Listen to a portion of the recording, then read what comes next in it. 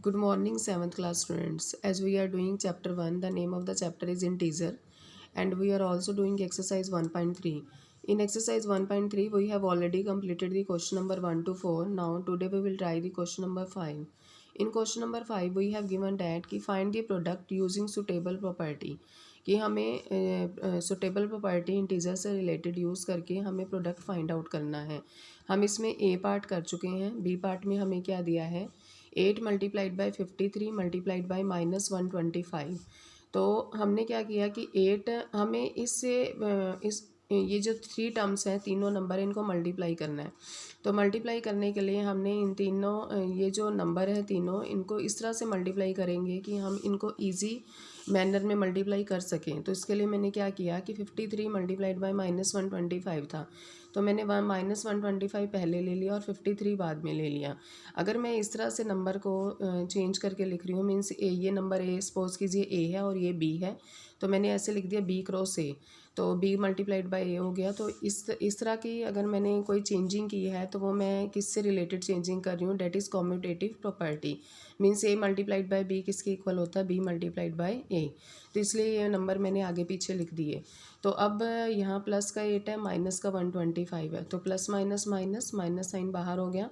8 multiplied by 125 फिर multiplied by 53, then 8 को 125 से मल्टीप्लाई किया, डेट इज़ 1000 मल्टीप्लाइड बाई 53। तो 1000 माइनस साइन चल रहा है, 1000 को 53 से मल्टीप्लाई करेंगे तो वो मल्टीप्लाई हमारे लिए ईजी हो जाएगा। तो 53,000 हो गया और बाहर माइनस का साइन। तो इस तरह के प्रोडक्ट होते हैं जिनको हम जिस प्रॉपर्टी से सुटेबल प्रोडक्ट हो सकता है हम उससे करेंगे। नेक्स्ट है हमारे पास सी पार्ट कि 15 multiplied by -25 multiplied by -4 multiplied by -10 with in bracket है। मैंने लिखा 15 मल्टीप्लाइड बाय -24 और -4, माइनस माइनस क्या हो गया प्लस, 25 को 4 से मल्टीप्लाई किया तो कितना आया 100। तो साथ में मल्टीप्लाई क्या चल रहा है, माइनस का 10। अब मैंने 15 को 100 से मल्टीप्लाई किया, डेट इज़ 1500 ये मल्टीप्लाइड बाय -10। अब प्लस माइनस माइनस साइन बाहर, 1500 को 10 से मल्टीप्लाई किया, यू विल गेट 15,000। अब ये था सी पार्ट। डी पार्ट में हमें क्या दिया है, -41 मल्टीप्लाइड बाई 102, तो -41 बाहर, 102 मीन्स विद इन ब्रैकेट 100 + 2। ऐसा इसलिए किया मैंने, इसको इसलिए स्प्लिट किया 100 + 2 में, क्योंकि मैं यहाँ पर जो प्रॉपर्टी यूज़ कर रही हूँ वो डिस्ट्रीब्यूटिव प्रॉपर्टी है।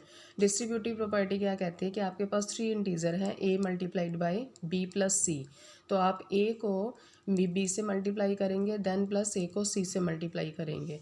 तो मैंने क्या किया, माइनस का 41 है, मल्टीप्लाई किससे करना है, 102 है तो 100 + 2 करके, तो माइनस का 41 है।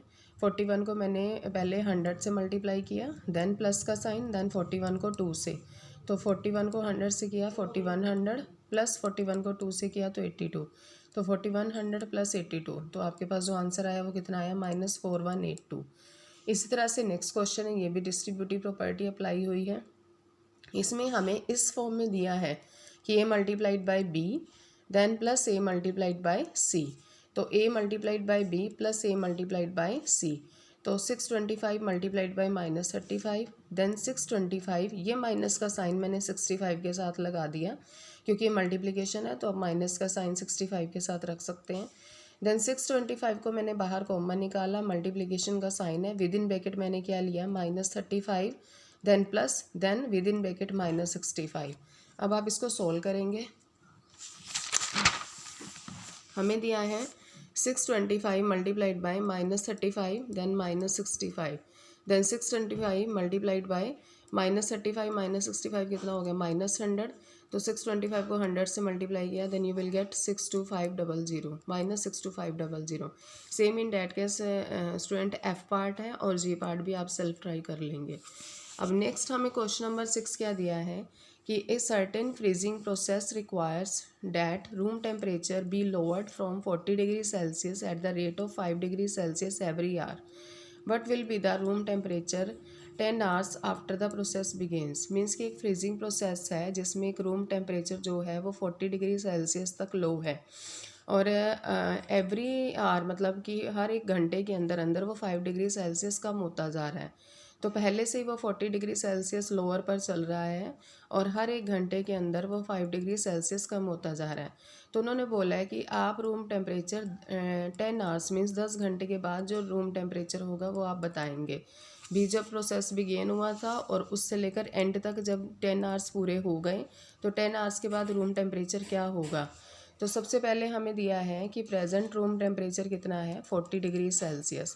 तो decrease in to room temperature जितना आ रहा है एवरी आवर में वो माइनस का 5 डिग्री सेल्सियस, क्योंकि लोअर हो रहा है रूम टेम्परेचर, डिक्रीज़ हो रहा है तो डिक्रीज़ हो रहा है तो हम इसको जो प्रेजेंट करेंगे डेट इज़ -5 डिग्री, माइनस के साइन से, तो -5 डिग्री सेल्सियस एवरी आवर वो डिक्रीज़ हो रहा है। अब decrease in room temperature in 10 hours, 10 hours में मुझे बताना है, तो -5 डिग्री सेल्सियस को 10 से मल्टीप्लाई किया तो -50 डिग्री सेल्सियस हो गया।